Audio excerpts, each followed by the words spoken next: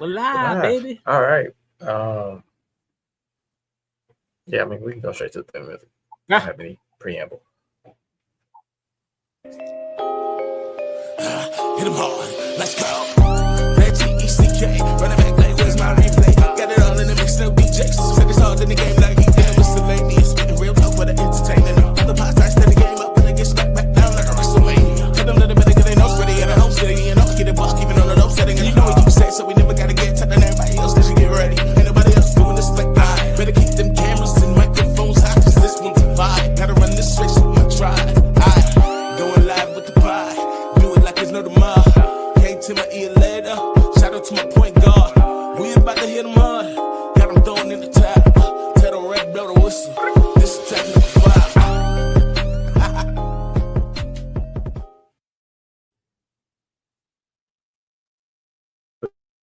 So 431 of Technical Foul Podcast, the sports podcast you never knew you needed. And it's your boy, TIMKINZ, the number 3, a.k.a. Ass Ketchum, a.k.a. Mr. Give It To Me. What up, though? That's all you got. I'm the Eric J. Only known as. Only known as the Eric J. I think we got a lag, bro.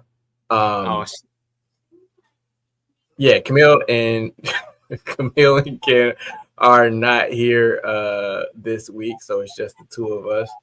Hopefully our audio syncs up eventually. But yeah, I'm all out of sorts. My bad, y'all. Make sure you follow us on social media at Technical Foul on Twitter, Instagram, TikTok, and then Technical Foul Podcast on Facebook and YouTube. We go live every Tuesday night, round about 7 p.m.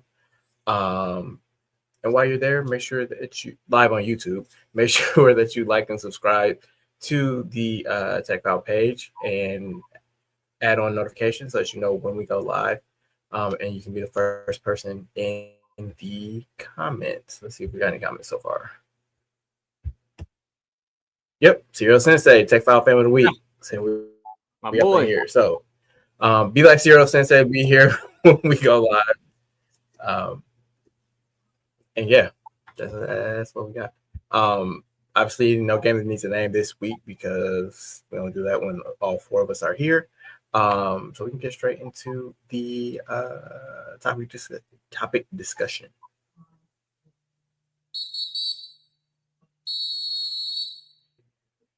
There we go. So we actually do have a very light schedule this week. Got 2 NBA things, 1 wrestling thing, and 2 NFL trades to discuss. So we will start off with the NBA story of the week. We got a record-setting performance by somebody down on South Beach. Brother Adebayo, would you please step to the congregation? No, but Bam had it was, I mean, to be fair, it's a record-setting night in the sense that it's number 2. But he did have the most free throws taken, and I think most free throws attempted in the game. So Brother Bam ended up dropping 83 points on the Washington Wizards last week, Tuesday. Now, if y'all was paying attention or listening to last week, Tuesday, he was kind of mentioning it throughout the game. It was like, hey, Bam got 31 in the first. Kind of looking at it like, oh, shit, he got 50-something. Yeah, it was like, oh, hey, because I made the joke like, hey, we was talking about Rashad McCants. Like, hey, I had 15 in the first. I was going to go for 81. Who 81? Like, Bam could say that with 31 in the first, and for sure, he got 83. So congrats to him, honestly. How did you feel about the performance? Did you get a chance to go back and kind of take a look at it at all to see how like they was defending them, or because there's a lot of people that want to throw asterisks, but there's a lot of contrarians in this world just because. But people want to throw asterisks on it because of how he got it, so to speak. But how you feel about it? I mean, I'm always for people doing cool shit. Like, it's somebody scored 83 points in game. Like, people have tried to diminish it, and it's like if it was as easy as you're making it out to be, somebody else would have done it. Well, somebody other than Wilt Chamberlain would have done it to this point. So regardless of who they were playing, how they were playing, how he was playing, how many shots he took, whatever. Only one other person in NBA history has done that, and like to me, that's cool. So I don't care how ethical it was. I don't care how efficient it was. He did some stuff that's never been done before. So like he deserves props for it. For sure. I was actually laughing because while we was going home, and I was kind of keeping up with it, and then I got to the crib to kind of finish out the rest. I was kind of laughing because it's just like, okay, he had 68 points. Oh shit, he had 75. Hey, he had 79. And he's sitting there at 81. So it was interesting because I was keeping up on the ESPN app through the Gamecast and stuff like that. So like each thing that ticked down, I was trying to find any little thing to kind of keep up with the updates. Because again, I don't think Twitter was that big at the time that Kobe did it. I don't think it was really a thing at the time. It didn't exist. I don't think so. And so it's always one of those things where we always ask, like, if social media was around that time, I wonder how it would have been, what would have happened. There's a whole lot of motherfucking haters out here, boy. I'll tell you that. I can tell you that right now. Goodness gracious, they came out with their flag flying. Hate. Oh, he got all of these free throws. You got to hit the motherfuckers. Yes, they are free throws, but it's a lot of people that can't hit them motherfuckers. He's a big also that put up 83 points. That's fucking impressive. Then he got a set the record for free throws. He set the record for most points in a quarter by a Heat player. He set the most points by points and a half by a Heat player. I think he set the most for points in a game by a Heat player, passing LeBron. Like he had several. He had a historic night for him for sure. And one, just to close the loop on something that we brought up. Kobe had 81 January 22nd, 2006. Twitter was founded in March of 2006. So yes, Kobe's 81 happened before Twitter had even gone live. And definitely before it got popular. So yeah, it still needed time to grow. Yeah. Like to your point, like it takes, what am I trying to say? It's a feat. Again, like I come back to my original points. Like it's a feat. Like 83 is 83. Like you can't spin it. You can't make me feel a different way about it. You can't asterisk it. Like 83 points is 83 points. Like people, and like you were saying, like what would Twitter have been like if Kobe, like if it happened, if Kobe did it when Twitter was a thing? It's like you would have been still people like, well, it ain't as good as Jordan 69 because he did it in the playoffs, and it ain't as good as this because of this reason. And he didn't even have a 3-pointer when he scored 100 points. So it ain't nothing. Why we celebrating somebody that had the second most points of all time? Like it's always like Twitter is a cesspool. Like the internet is a cesspool.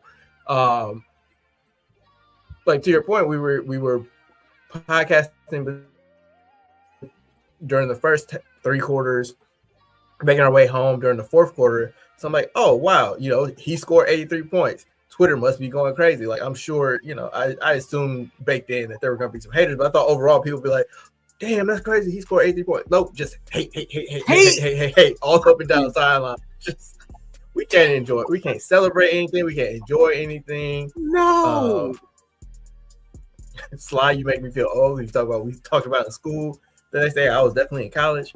Talk about Kobe. But yeah, I don't know, man. Like, can we, as a society, just get back to celebrating good things? Like, you don't always have to poke holes and explain why this thing that's happening now isn't as good as something that happened in your childhood. Yeah, that I was a bit disappointed because of the way people were responding, but at the same time, I was not surprised, honestly, because again, it's one of those things where people don't necessarily appreciate greatness in the moment. Like, even if, like Sly was saying, we talked about it at school the next day, and I do remember talking about it at school, but it was still a little bit of naysayers. I think Toronto was actually pretty decent at that time, but it was just talk. And the way that it's amplified today, like you still want to try to find those who do appreciate it, but like even the bigger media names, like some of the people was kind of shitting on a little bit, talking about the free throws and shit like that. But I'm like, if you look at the game, they were hacking the fuck out of him. They were. After that first quarter, he started torching them. They was hacking the fuck out of him. Yeah, okay. Thank you, Camille, because I thought that the rhetoric around that time was, well, shit, it was Toronto. The same way they talking about it was Washington. Like, okay, and I'm like, no, but everybody's not doing it, and everybody can't do it because otherwise it would have been done. It's just one of those things that you don't have to hate on it. You can absolutely say that was dope. That's cool, bro. Like, damn, he put up 83 today, and also like, but like also somebody breaking a record of. Like, your favorite player doesn't diminish the accomplishment of your favorite player doing that thing. Right. Like, not everything is a threat to their legacy. Like, Bam scoring 83 doesn't change the fact that Kobe scored 81. And if you have special feelings about Kobe scoring 81, it shouldn't do anything to take away from that whatsoever. Two things can exist in tandem at the same time and be fine.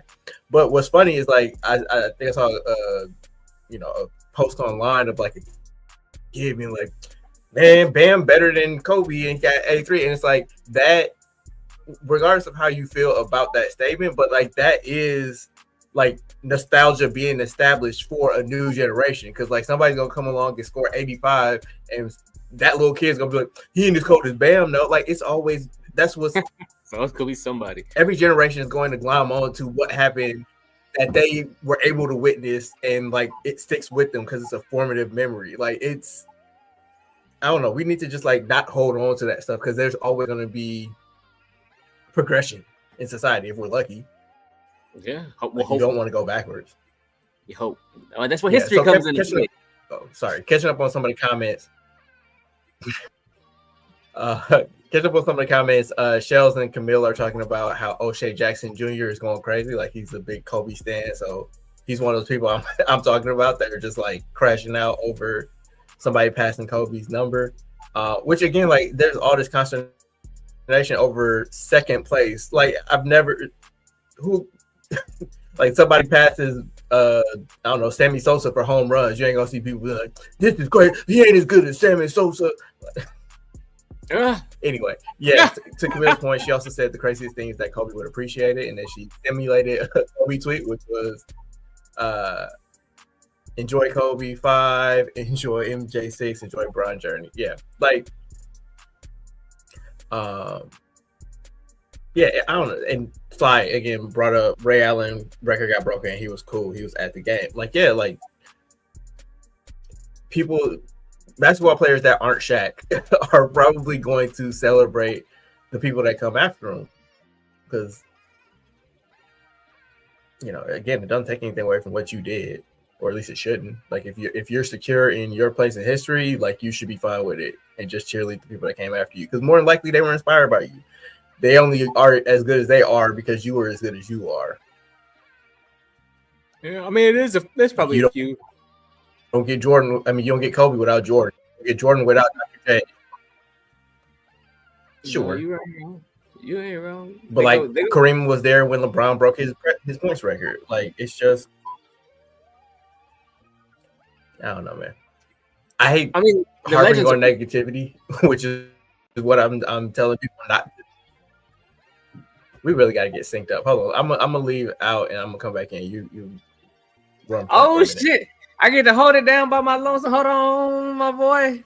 You put me in front of the camera by myself. What we got going on for y'all? Hold on, go and get up out of here. Get up out of here.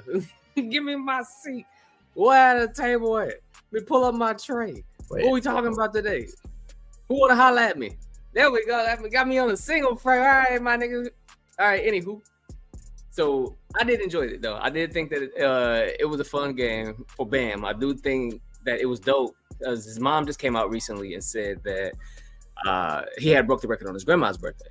So I think that, you know, everybody has their own sentimental values. Everybody have their own reasons or things kind of coincide with certain events. So for this to have been on Bam's grandma's birthday, I think that's pretty dope that he did that on that day. And his fiance was on the sideline too. So hoes in the gym, we gotta get it off, my nigga. Like, go ahead and do your thing. That's how I felt. But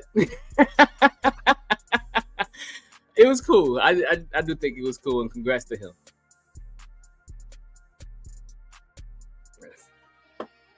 I don't know if you mentioned it, but also shout out to Asia. Like always, that's just universal. Shout out to Asia.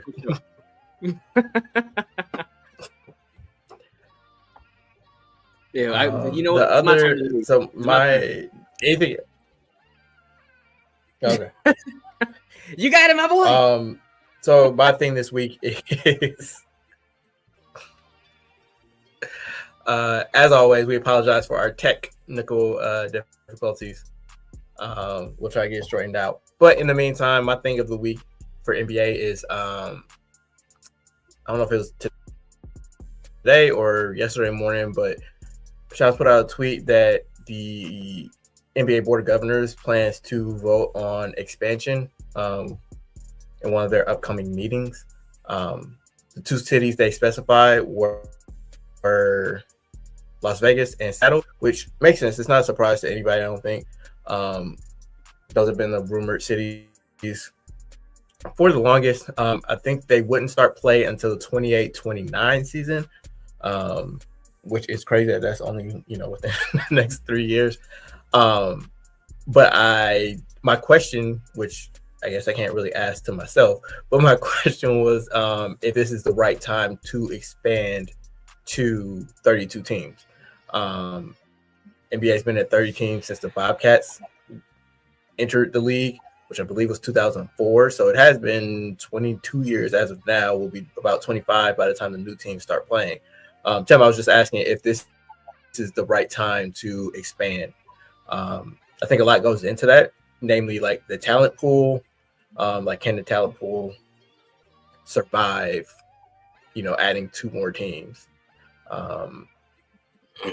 And I personally, I think so. I think tanking aside, there's a lot of talent in the league, and breaking up that concentration of the teams because like teams can go 9-10 deep with like the top level teams can go 9-10 deep with solid starter level players. So I think you subtract what 50, 30 to 34, 33. I'm trying to do the math in my head on the fly. Because go ahead. They said each team can protect one player. So pretty much all the players is up for grabs except for expiring contracts and expiring contracts and something else, but you can only protect one player or something like that. No? Nope. They can protect, going off of past expansion drafts, they can protect up to 8. You can only have one player selected from your team. So you submit a list of 8. If they take one of your players, none of the other 7 max players that you leave exposed can then get picked. There we go. Yeah, I was flip-flopping shit.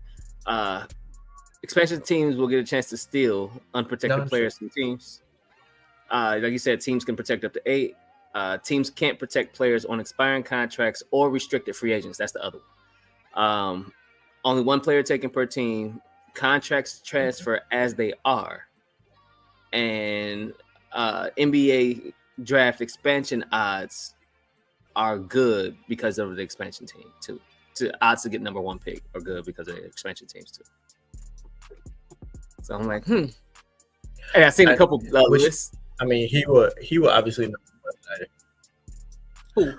Well, I was just gonna say, like, Shams will know more than I do, but I know that at various points they have put restrictions on how high of picks new teams can get coming in. Like I know with like Toronto and Vancouver in the mid 90s, they couldn't get the top pick for like the first 4 or 5 years of their franchise, and even like top 3 was like you can't get it within the first 2 or 3 years. Like there were serious restrictions on like how high a draft pick they could get coming in. Like I think even the Bobcats, like they had the number 2 pick the first year that they were in the league because they weren't eligible for the first pick. So if they do change it to where like they have good odds of getting the number 1 pick out the gate, then that would be a big change from last time that they did expansion. Yeah, that would be huge. Because I was trying to see it sounds like the point you were bringing. Go ahead.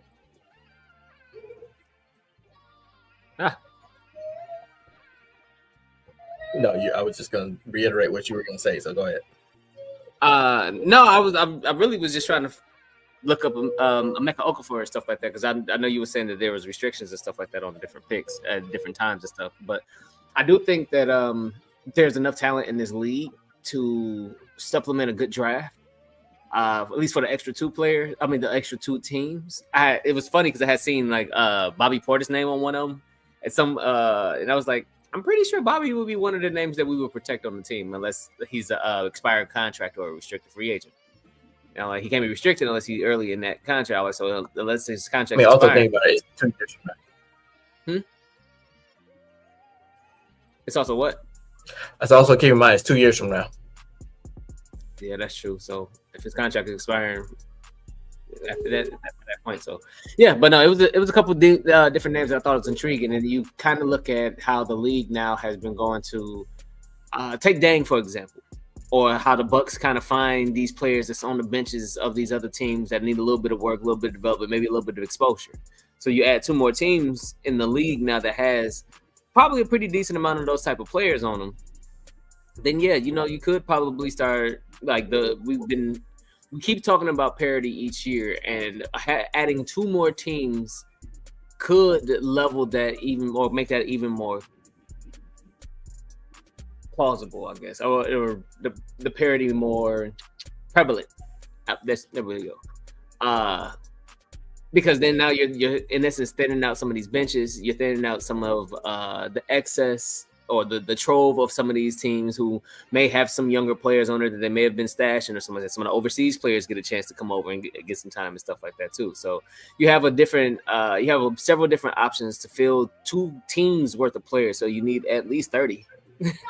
So that's a pretty good opportunity for a lot of players who may have been cut or just been on the summer league team or just been on the 2-way contract for most of the season. They didn't get signed at the last. So a lot of these good 2-way players that's kind of getting snuck on teams later, they'll have a better chance too. And I think sometimes they used to hold them open tryouts and shit like that on teams like this. Like when they had expansion teams, like anything to kind of get the talent going on these teams, they be having all kind of shit going on. So it would be pretty dope for a couple players who are looking for a shot to finally get it if they do like go through with the votes like we think they will.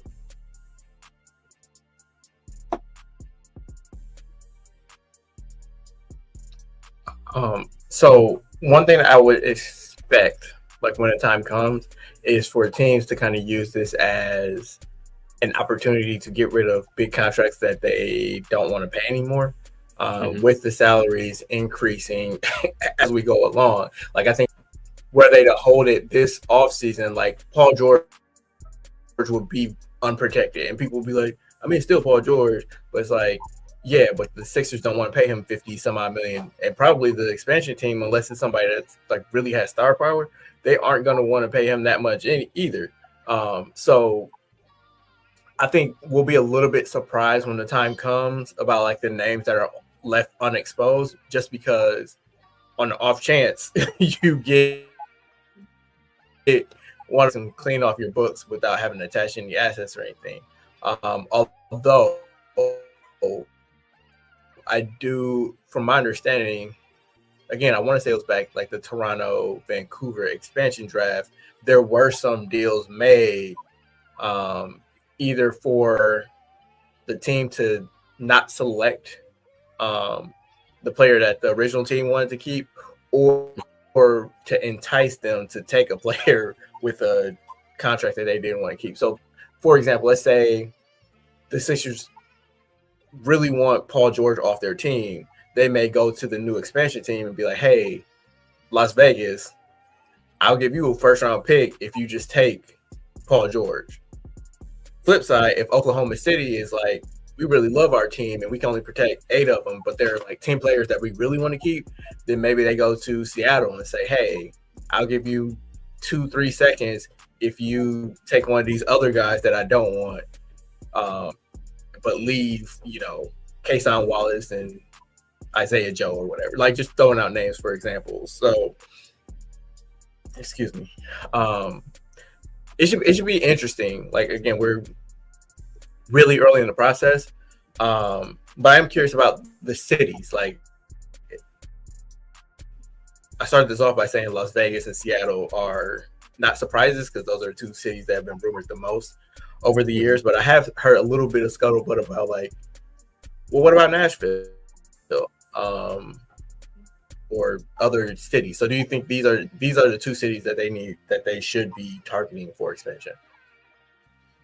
I think that these are one.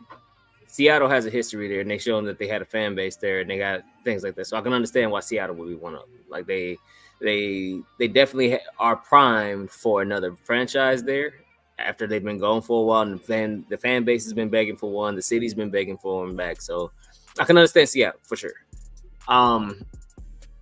Vegas, I can see it also because of the success of the Aces, the amount of money that's going through there because of the transplants and things like that, and the strip and things like that. So from a marketing and business aspect and foot traffic aspect, especially if they make like a little entertainment district around it too, like I can see Vegas being that too. So I can understand from like just the money aspect. But I can see Nashville. I could, but I don't know. To me, those 2 honestly makes a lot of sense. Granted, yeah, we're adding 2 teams to the West, but then we'll have 2 teams that's closer to Eastern Conference teams, or one team that's closer to an Eastern Conference team come back over to the East.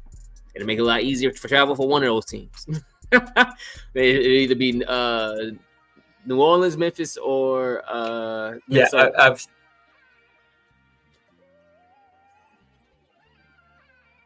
I've seen people put up like just like a straight line down the thing, and they're like, well, Memphis and New Orleans, they're further east than Minnesota, so why would Minnesota be the ones to move when they further west? And it's like, look at the closest 4 or 5 teams to Minnesota, and look at the closest 4 or 5 teams to New Orleans and Memphis. Minnesota's on an island by themselves in the West. Like they have to travel just to be like, a couple hundred miles west of Milwaukee and Chicago, as opposed to Memphis and New Orleans are both close to like the Texas teams, to Oklahoma City. Like they have other teams that, further east technically. So to me, it just makes more sense for it to be Minnesota, and I think it ultimately will be, especially like if Ant is still Ant and still in Minnesota in 2 years, like getting more star power, like even in the short term, getting more star power into the Eastern Conference is going to be beneficial. Adding Ant to the East is disgusting. But to your point, Shells brought up. Oh, go ahead.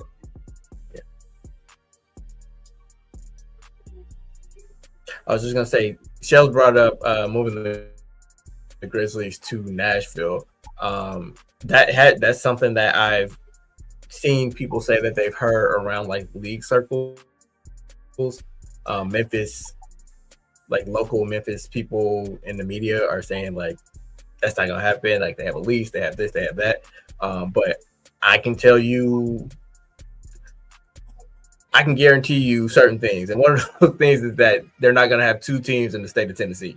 Like they just don't, like the market wouldn't be able to support that. So if there is a team in Nashville, it's either the Grizzlies or the Grizzlies move somewhere else and Nashville gets an expansion team.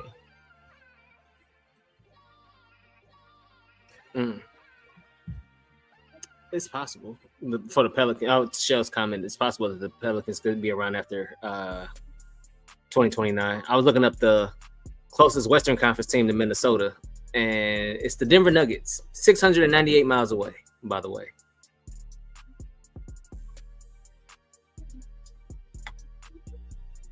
St. Louis could get a look too.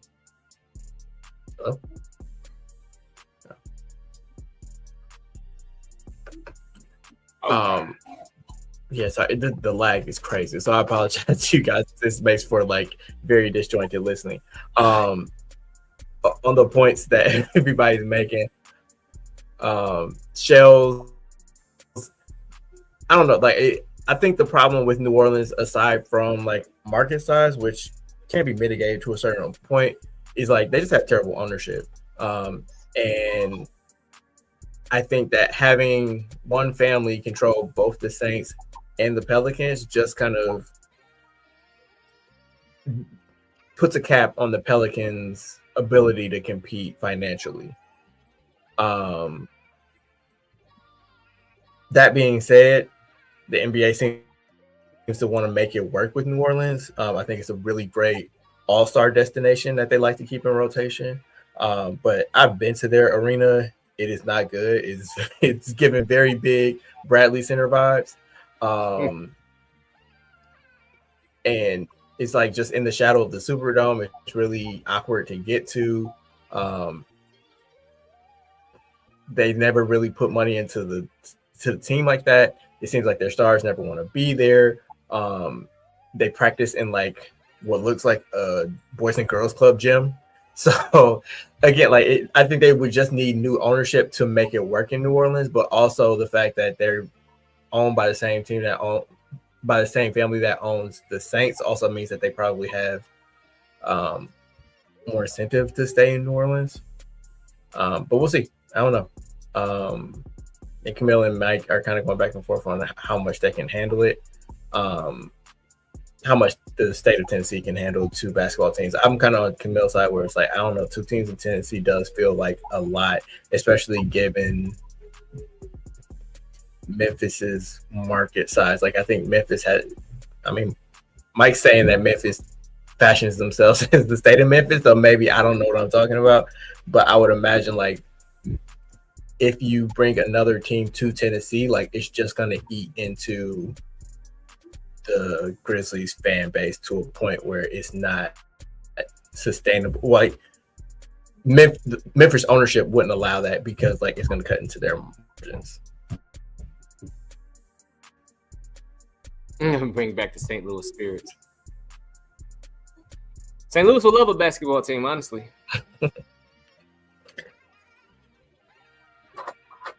I don't know. St. Louis can't keep a football team, so we'll see.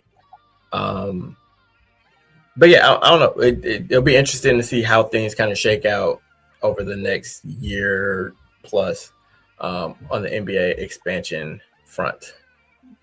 But moving on. Well, I guess before moving on, Tim, you have anything else on the NBA? I do not. I just want to say, for the record, there was no lag before we went live. So like, I'm blaming StreamYard because we were talking back and forth and there was no issues. But yeah, moving on. So we got a couple WWE things. Actually, we have one WWE thing because we both had the same standout. So I don't know if you want to set it up or not. Oba Femi. All right. So there was a, let's see, 30, 40.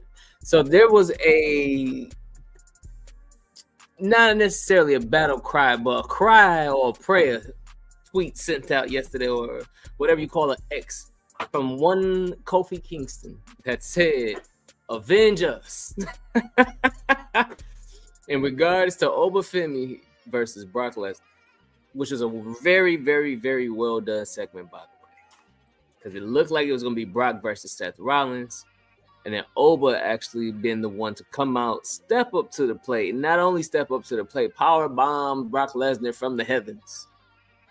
And then even got the whole stamp of approval by being allowed to put his foot on that man's chest and pose and point at the Mania sign with tears flowing down his eyes. It was a beautiful segment. Truly was. And it was dope. It really, that segment, like segments like that, they have to capitalize on. The type of starter they're building on in Oba they have to capital. There's been so many different moments where you build a guy and the guy comes in freaking red freaking hot, and they don't do shit with it. This, I feel like, is one of those opportunities that they have created, and the star was so natural. It's kind of like Trick. The aura is just crazy. The charisma is crazy. The star potential, you see it. It's already there. Push the button. If you want to try to make them learn a lesson, you want to make them go through rookie hazing or whatever the fuck you want to do, you can do that after you push the button. Because right now you can have a top merch seller, you can have the top baby face in the company, you can have somebody who then now you have a counter to Gunter if you have that type of baby face, like of the same size, stature, strength, the whole nine, a big motherfucker. You have so much there that you can have with a fan base that will actually be like, y'all actually listened to us for once and did something that made sense. Oba Femi's segment there brought back so much for them that they could redeem themselves with if they play this card right. Just this one card can help them on several different fronts. Just play this bitch right, and we all good. We all good. I think I'm hedging a little bit, but I do have some faith that Triple H and the main roster writers understand what they have. And I'll say this, you can always tell by the presentation. And like the tweet, like Oba coming out number one at the Rumble, he was one of the few people that got pyro. Like I think the only other people that got pyro in that match were Cody Rhodes and Roman Reigns. I might be missing one other person, but like maybe Brock. Like those, if you're in that, like if you're getting similar presentation to those people, like that's a star presentation. The fact that they've made certain tweaks to the way that like they shoot him when he's coming out. Like yesterday they included like between like the original drum beat and when his actual beat drops, like they've inserted a pause to kind of again build up some of that aura and stuff. That is a tweak that they've made. You can look at it with Trick, where they put him on like the rotating thing, like just to make his start. Like even the Titantron behind him has changed a little bit. Like they like that investment, even though it's like very minor things that you may or may not even notice. Like those minor things makes me think they're thinking about it. They want to present him in the biggest way possible. Like they actually have, stock in this person and they expect them to go on to do great things. You're putting, again, we're talking about Trick and Oba. You're putting Trick in segments with Sami Zayn, Cody Rhodes, Randy Orton, big name stars.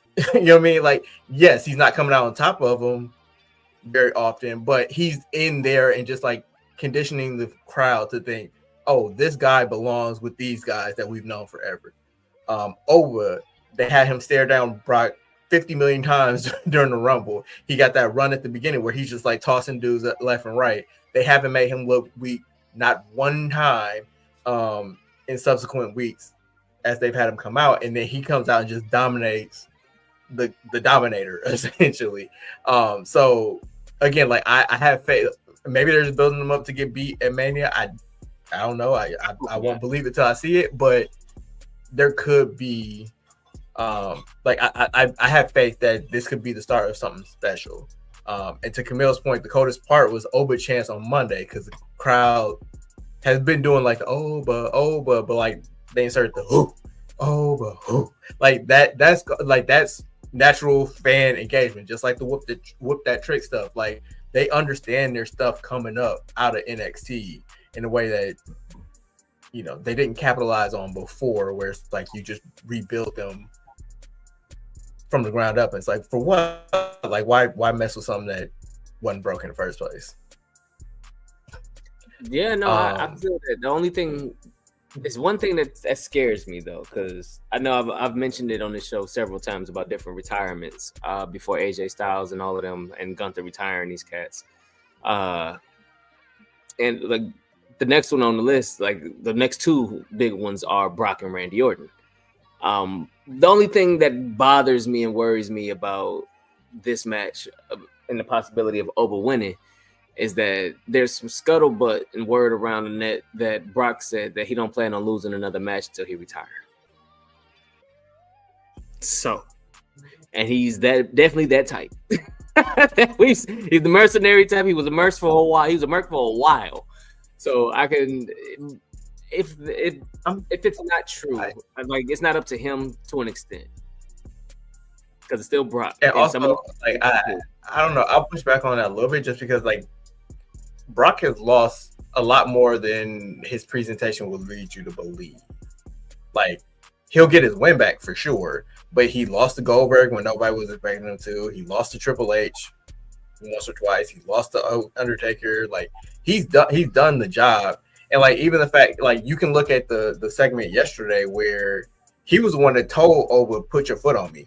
Like it's not like, you know what I mean? Like he stole for him.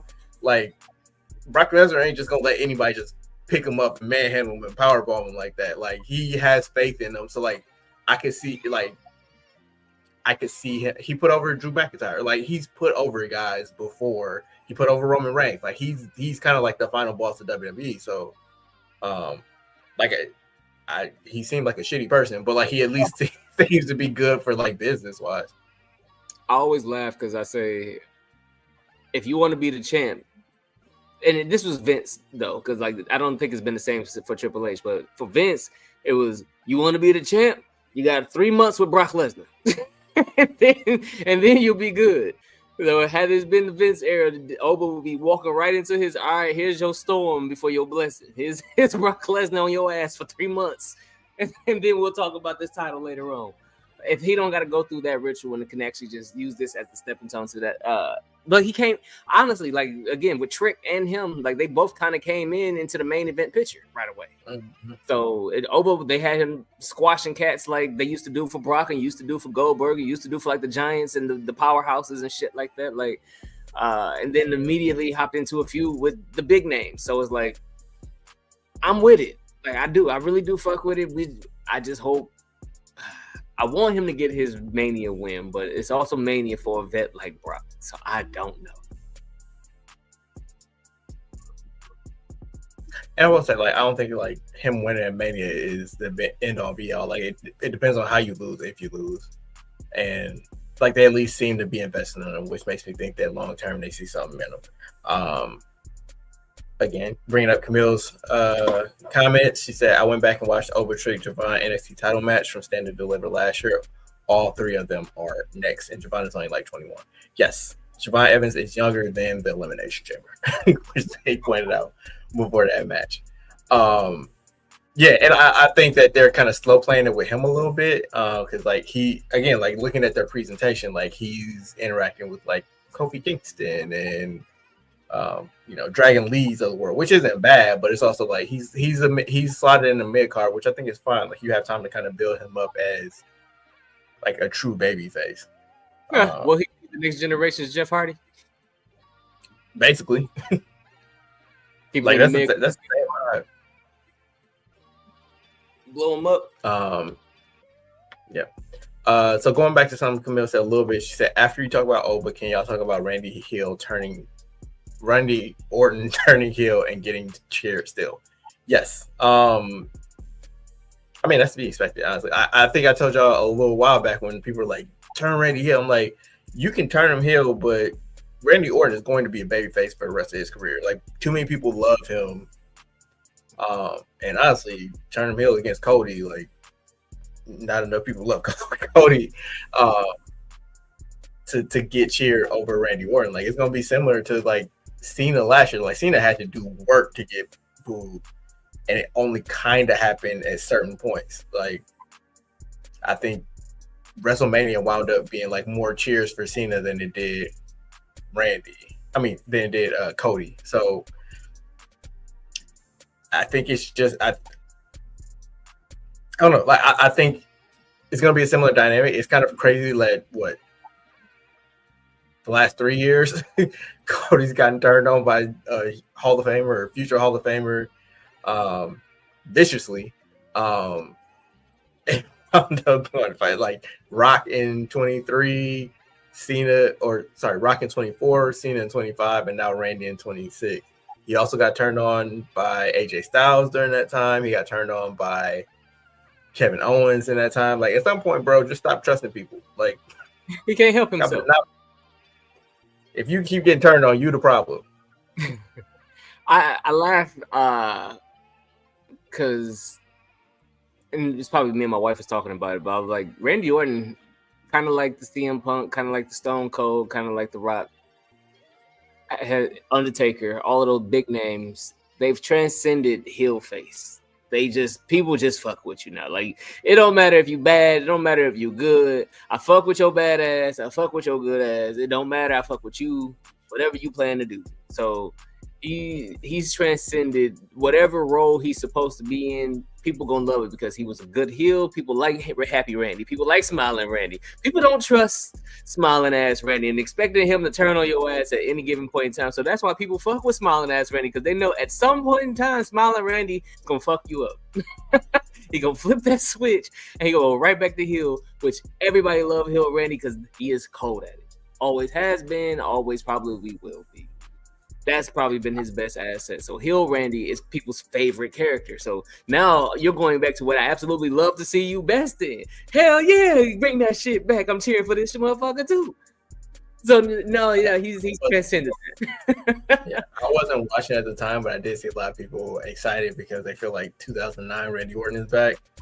And I have seen the clips. Like he was like a sociopath, like during that era. Like that was legend killer. Oh my god, that motherfucker was punting everybody that he could find, and he couldn't find. He was punting women, kids, babies, cat, dog. He didn't give a shit. He was RKOing motherfuckers through everything. He was fucking people up. He was talking greasy. Like you want to slap him in this. Like I saw the clip of him and Stephanie, like when he like. I don't know if he punted her or RKO'd her or something, but she was like knocked out in the ring, and Triple H was like handcuffed, and he just like the ropes. And he had cancer and shit. Like Shell said, he was a pure menace. Menace, and he was a skinhead too, so he looked like he was. I told him I was like, I don't fuck with Randy like that no more. At that time, she was like, "Wow," I was like, "Cause he was real skinhead, real." Had a side of his ass for a minute. You doing this too well, my boy. But no, he was a menace. True menace. And I fucked with him. Going back on comments, Camille said someone said Nick Aldis should start booking Oba like Teddy Long did with The Undertaker, make him the final boss for sure. Teddy had a thing. Tonight you're gonna go 1-on-1 with The Undertaker. The Undertaker, and then walk off. Oh, you think this is a game? Well, I'm gonna show you the game is dead with the Undertaker. Like just out of nowhere with the bullshit. Like dog, and he coming down there jigging too. Fucking with your shit. Send you to see the dead man. That was his boy. He's like, oh shit, I got something like that in my holster. Let me go ahead and throw that motherfucker out there. Say something else. Yeah, and I mean on our WrestleMania card we did book Oba Brock, so we nailed that one. But I'm looking forward to it. It should be a hoss fight, big meaty men smacking meat and all that. Yeah, I don't know. Anything else on wrestling? Shit, not really. We building our WrestleMania, so yeah, I guess so. We still got to find out what Seth got going on, even though I think it's with the Vision and him and all his masked men and shit like that. Speaking of the Oba and the Brock segment, that was the preceding segment with Seth and all these masked motherfuckers. But it sounds like it's gonna be him and the Vision at some point. But it's that segment truly felt like WrestleMania season. That segment was how we always like. If they're going to build towards Mania season, segments like that is what we talk about. So if you said what? I was gonna say I think Camille mentioned like at some point in here that the Oba clip is doing numbers on social. Like to your point, like it resonated with people. Like the pop as soon as he lifted him up, like the crowd went crazy. Which I think was Ken's point that he put in our rundown was just that the crowd last night was great. I think they were in San Antonio, but like they reacted perfectly to everything. Like they really made the big moments feel even bigger, but like none bigger than that moment. Because again, like it sometimes what gets lost on people, I feel, and like maybe I don't want to phrase it that way, but like one thing that's underrated is like how you kind of put together a segment like that. Like you play with people's not emotion, but like you play with their expectations to kind of make the surprise factor pop. Because this is just Paul Heyman in the ring with Brock Lesnar. Oh, just a standard heel promo, and then Oba Femi comes out, and it's like, oh, that's cool. But like the fact that you can kind of weave in 3 different stories into this same thing, and you think that they're going one way, and you're kind of disappointed. It's like, oh, this don't really make sense, or I've already seen Brock and Seth at Mania, or whatever it is, and then you still get get around to the point that you originally thought they were going to get to anyway, and you're much more excited about it. Like that was just, they built it up, and like everything kind of built on top of itself to kind of make so much more, like to make that moment so much more. Mm-hmm. So hopefully they got a couple more in store. Honestly, like I do hope that they have. Well, Brock's was the only open challenge kind of thing, but it looked like EO is going to get involved in the Stephanie and Liv match. Yeah. So it looked like she either that or she's going to go against Raquel, because you can't keep EO off the card. She's damn near arguably the best female wrestler on the planet. You can't keep her off the card at all. If she's gonna be involved in the match, cool. She's gonna be involved in a singles match against I think it's Raquel. Raquel, yeah, Raquel Rodriguez. Then I feel you, because Raquel's been looking really good lately as far as her matches and the way that she's been looking in the ring. So for them two to be able to put on the match, I can see that. I can see that being a good match. It may not be something that they consider the Mania match, but it's some way to get EO on the card. I feel you, and I hear you. Camille asked Vision versus Usos for the title with Seth interfering. And maybe I heard it wrong because I was only like listening to Raw at that point, but I thought they said that's next week. But I could be wrong. I don't know. But what I expect for Seth, I would imagine that they're probably not going to commit to anything to see if Braun Breaker can come back, would be my guess. Because if he's kind of like iffy for Mania, but like he might be back in time for it, like I think they'll just keep him where they are, because it's like Seth's not clear right now anyway, so I don't think you really need to commit. But it's like I thought that's kind of a waste of Seth if it's just he's interfering in a tag team title match. But I don't know. We shall see. That's the fun of it. Like we don't know where all this stuff is going, but I think we at least have the outlines of a card that can have some moments that are WrestleMania worthy. Oh, one thing I did want to mention, like I think they're batting 1,000 on the main event feud. Roman and Punk. And Roman. Yeah. Like I think every week they're really, like I still think like their first interaction was the best, but like all of them have been great. And then that's led to Roman talking to the Usos and the MFTs, but hey, all y'all should be offended that he was talking about y'all uncle, my daddy. It's still fam. So all y'all motherfuckers, but leave his ass to me on this day. The day after and the day before, go ahead, you got it. But on that day, leave his ass to me. Like just a little shit in the back. That was in the backstage segment. Like just little things like that in between.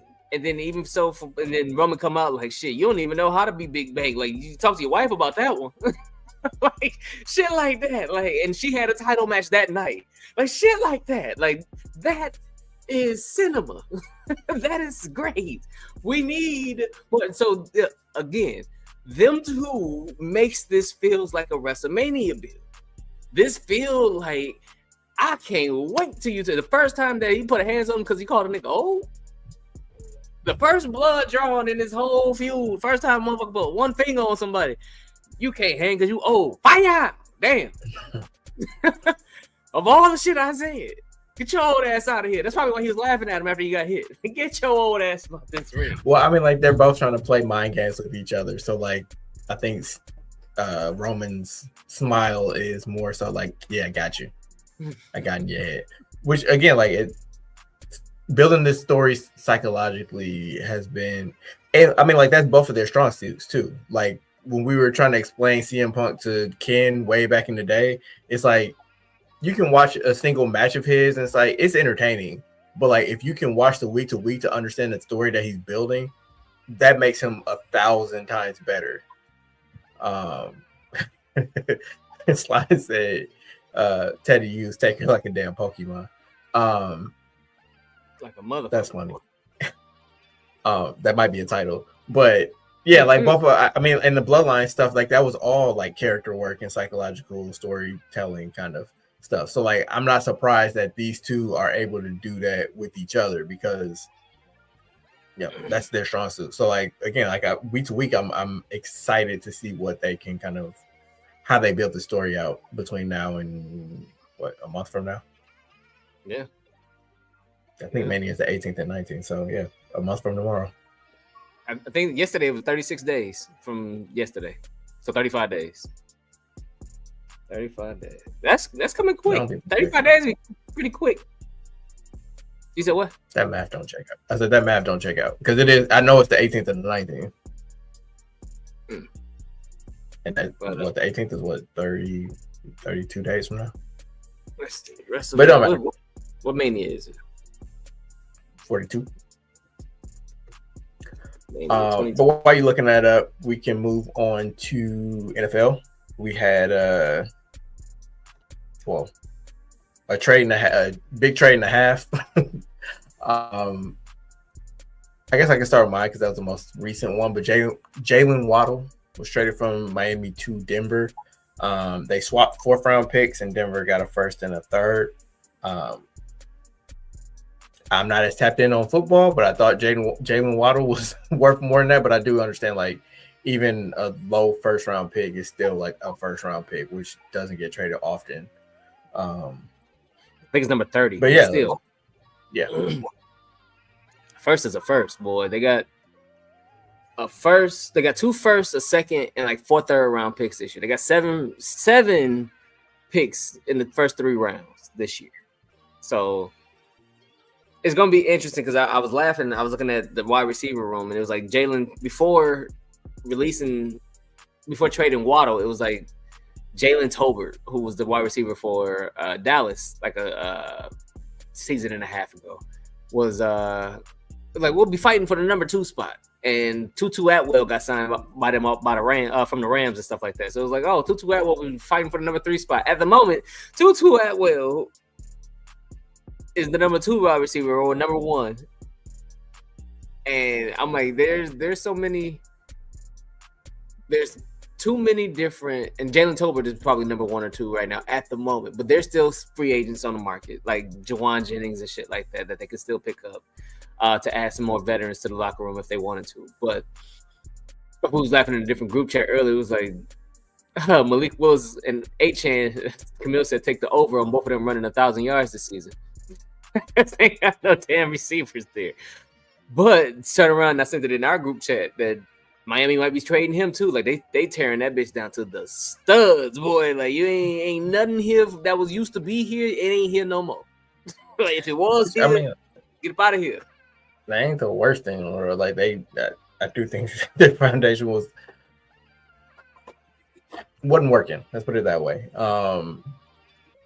So yeah, I think if this year is kind of like a retooling year, like I think it's us for Malik because like you would like for him to have some weapons to kind of use, but it's also they're getting an extra 1st round pick, and like I'm assuming that they'll use a high pick on a receiver, given like what you just said is in their wide receiver room. So I don't know, like I think it'll be fine. Like I think that they're doing the slow build with this, but like. Oftentimes a slow build turns into a surprise year. So you never really know. But I think sometimes cleaning house from the last regime is just like, let's just start fresh. Sometimes it's needed. Mm-hmm. I think they got $170+ million in dead cap, which is the most ever in like NFL. Well, I history. mean, like Tua is half of that. Yeah, they got it. I want to say he had like 99 million of dead cap on there. Correct, just from Tua alone. Yeah. But in 2027, they're expected to have about 156.2 million in cap space. So they probably only, if they fill in the blanks properly, manage their money well, they can add some in free agency. They got a shit ton of draft picks that they're gonna have hella cap because most of the team is gonna be draft picks or younger players, and then you kind of fill in the void here and there and shit like that. The main thing though, if you got a new quarterback, you probably want to get him a line. You probably just want to put somebody in front of him to keep him upright. That's just my suggestion. So I would assume that probably one of those picks is going to be a lineman, and one of those picks will be a wide receiver, or the top 2 first-round picks they could have will be wide receivers. Linemen, and then second-round pick for a wide receiver because they're like 7, 8 deep on like actually good rated wide receivers in this draft. There's like at least 7 or 8 rated with like an 85 grade or higher in this draft. So, and then like the next 3 is like 82 or 84 to 80. So it's like at least 10 to 12 deep on pretty decent wide receivers. So even if it's not the first 2 rounds, they'll probably they're for sure going to grab one within the first 7 picks. I can only imagine. Yeah. But yeah, I was surprised at the trade itself. I was surprised at the return package. But it seems like Denver got him a good one, and Miami got what they wanted out of the deal. So the rare win-win. Hell yeah, Denver got a nice ass receiver. He go fit next with Cortland Sutton. Like he can slide in as a number 2 because he's done that for a while with Tyreek Hill there, and he definitely could be a number 1 on a good squad too. Like it just depends on quarterback play. He had Tua, and at one point Tua led the league in passing yards. When he was on with them too. So Nick got hurt, didn't he? Yeah, very last play of the playoffs in a playoff game. But it was like a broken ankle, so he should be fine for the season, right? So that should be and then he'll be in his 3rd year? Sure. I think so. I think 3rd year. It's either his 2nd or 3rd year next year, and he'll have a little bit more. Hopefully, his consistency and picks up so that they'll have a better offense too, because they leaned a lot on their running game and they had some moments for him as a passer, but his inconsistencies is what kind of kept them.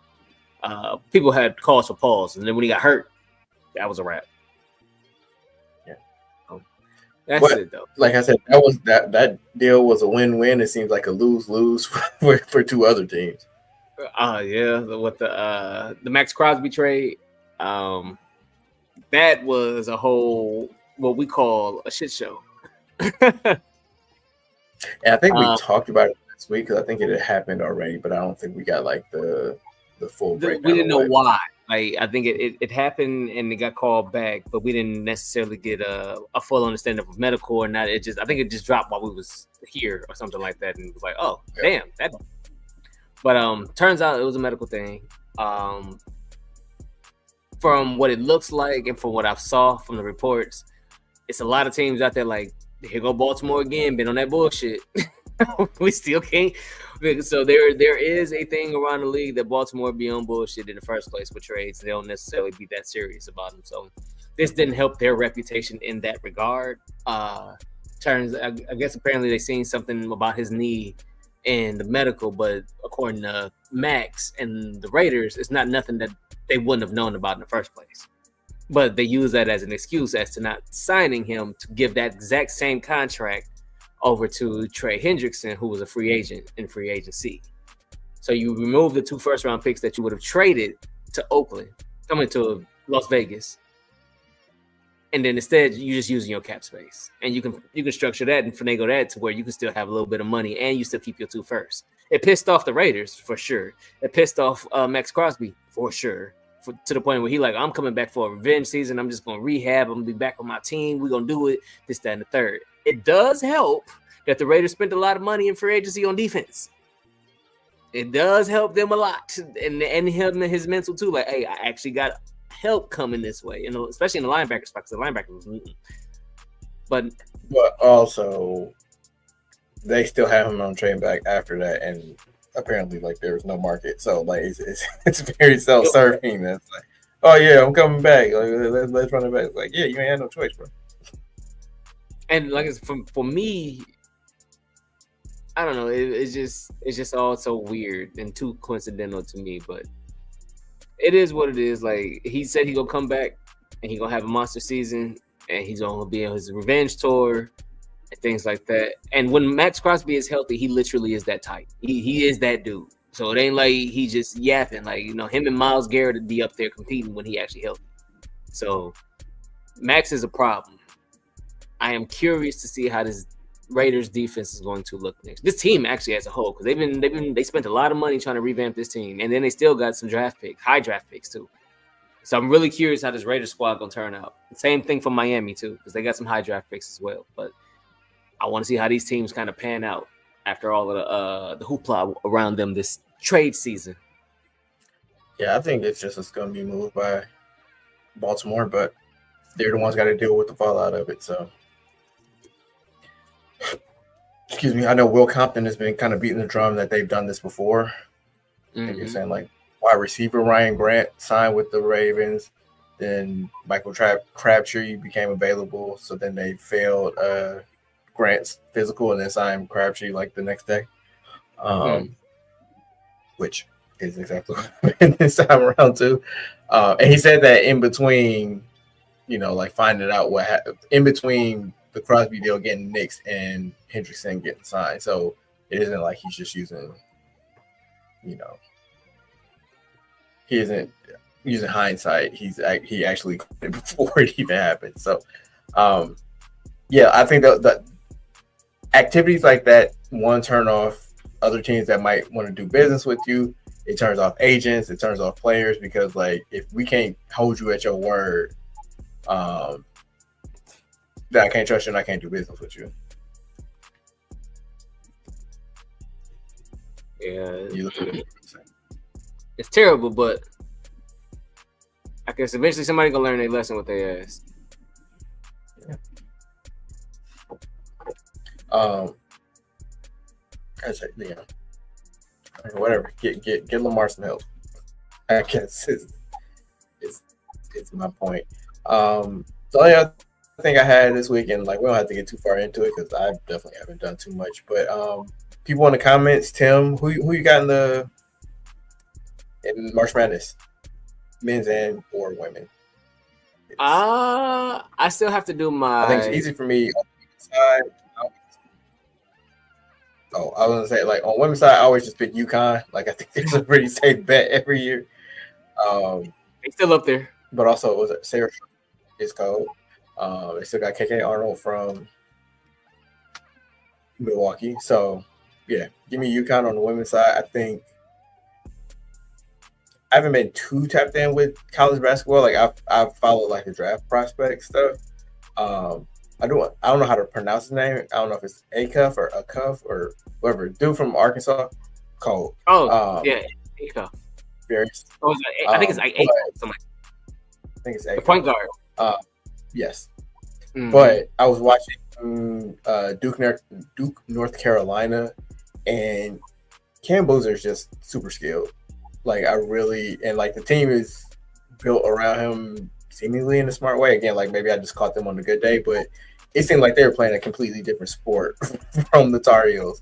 And granted, that was after they had lost Caleb Wilson, but like just the athleticism, the shooting, and then Cam Boozer being just all world. Like, I think I got Duke. But the beauty of March Madness is that any team can win it because it's single elimination. Yeah, I got well, to your point, I got Duke for the men's side. It came down to Duke in Michigan.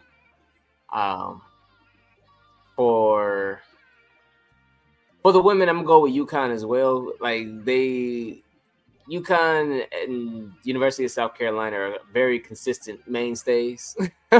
Very, very consistent mainstays. Like, the SEC in women's basketball, just to throw that out there, is just nuts. Like, South Carolina is number 4, Vanderbilt is 6, Texas is 3, LSU is 5, Oklahoma is 10, Kentucky is 16, Ole Miss is 19, and Georgia is 24. Like the SEC and women's is absolutely freaking bonkers, but they still don't fuck with UConn, who's undefeated on the season. So I'm rolling with UConn for the women's side, and like I said, Duke for the men's side. Coach Gino over there, he be having the girls going, bro. They be cooking. But I will be watching Notre Dame. Keep an eye on Notre Dame. Like I like their squad over there. And TCU. Yeah. Because I don't remember, like, Olivia Miles, she went to Notre Dame, didn't she? She transferred from TCU to, I think so. Yeah, she went from Notre Dame. TCU? Yeah, because it was her and the other guard over there. It was Miles and Hidalgo. Right now, she be cooking. Hannah Hidalgo. Yes, Hidalgo. So Hidalgo. And Hannah cold. I fuck with Hannah. Hannah cold. So I'll be keeping an eye on Notre Dame too, because Hannah got a point to prove, and she's been doing her thing this year. Yeah, but Olivia Miles is a bucket. So yeah, I mean, it should be fun. It should be fun. I mean, March Madness is always fun. Yeah, I feel like they're just more star, like it's reflected in like what the draft projections are, but like there are just more stars on the men's side this year than there have been the last couple of seasons. So and they're pretty spread out. It's not like there's a super team. You got Peterson, Kansas, which his situation is really weird, but Devasta, BYU, you have, like I said, Cam Boozer, Nahum Mint, Ayers has a cut. But yeah, March Madness should be fun.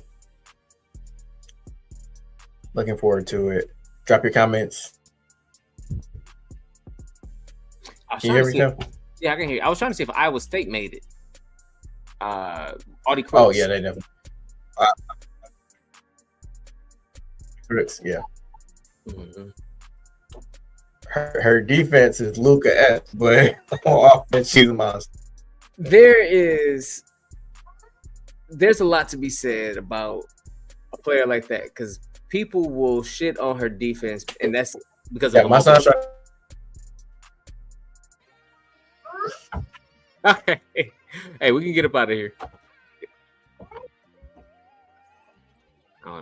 Yeah, I'm freezing, and my son is trying to break in the room. So, I'm gonna leave you with foul.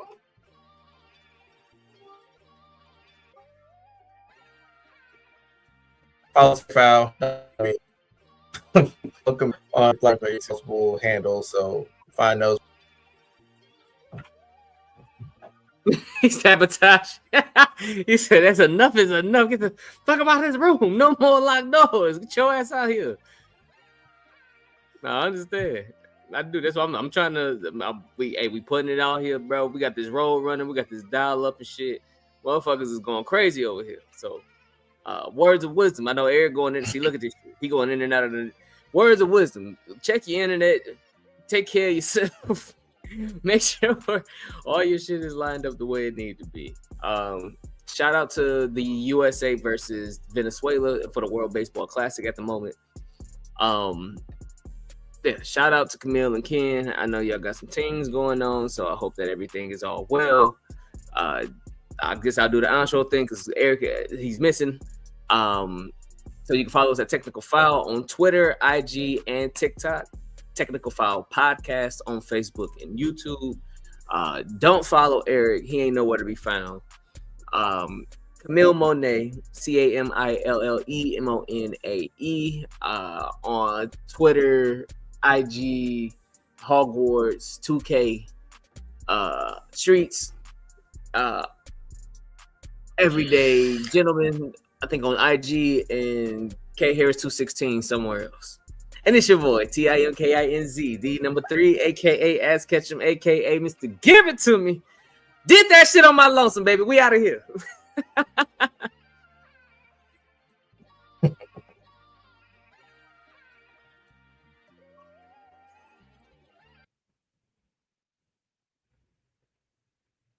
Music. Hit him hard, let's go. Red T-E-C-K, running back like where's my replay? Got it all in the mix, no DJs. Said it's hard in the game like eat damn miscellaneous. Spitting real talk with an entertainer. Other parts I set the game up and they get smacked back down like a WrestleMania. Tell them that the better get their notes ready at a home city. You know, get it block even on the low setting. And you know we keep set, so we never gotta get telling everybody else that you get ready. Ain't nobody else doing this like I. Better keep them cameras and microphones hot, cause this one's a vibe. Gotta run this race with my tribe. Going live with the pie. Do it like there's no tomorrow. Came to my ear later. Shout out to my point guard. We about to hit him hard. Got him throwing in the tap. Tell the red blow the whistle. This is technical file. New tech file. Yeah, let's just